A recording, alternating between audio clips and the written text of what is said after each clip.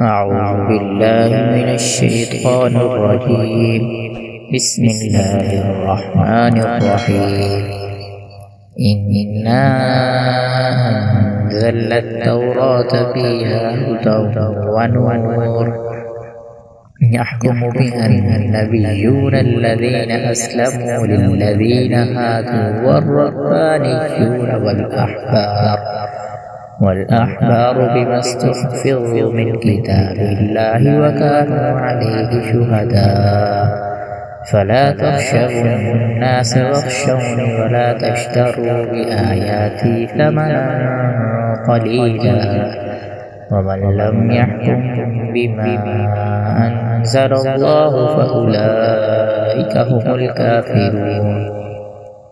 وكتبنا عليهم فيها أن النفس بالنفس والعين بالعين والأنف بالأنف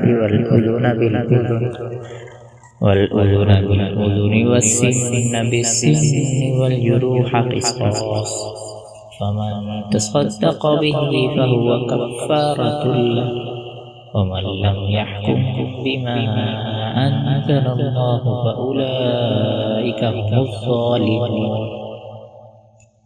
وقفينا على آثارهم بعيسى بن مريم مصدقا لما بين يديه من التوراة وآتيناه الإنجيل فيه هدى ونور ومصدقا لما بين يديه من التوراة وهدى وموعظة للمتقين.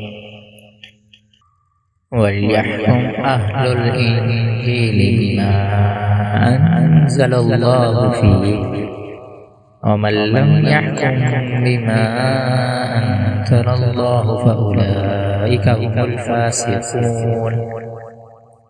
وأنزلنا إليك الكتاب بالحق مصدقا لما بين يديه من الكتاب ومهيمنا عليه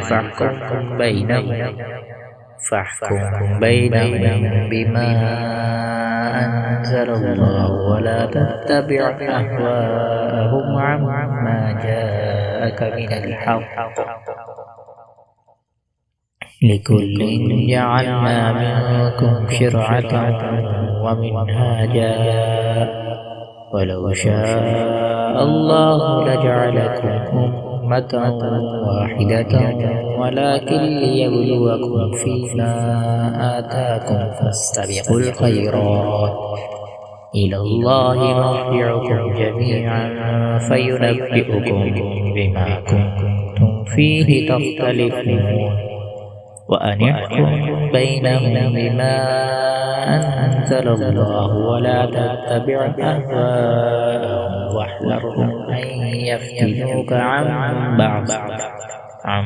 بعض ما أنزل الله إليك فإن تولوا فاعلم أنما يريد الله أن يصيبهم ببعض ذنوبهم وإن كثيرا من الناس لفاسقون. أفحكم الجاهلية يبغون ومن أحسن من الله حكما لقوم يوقنون.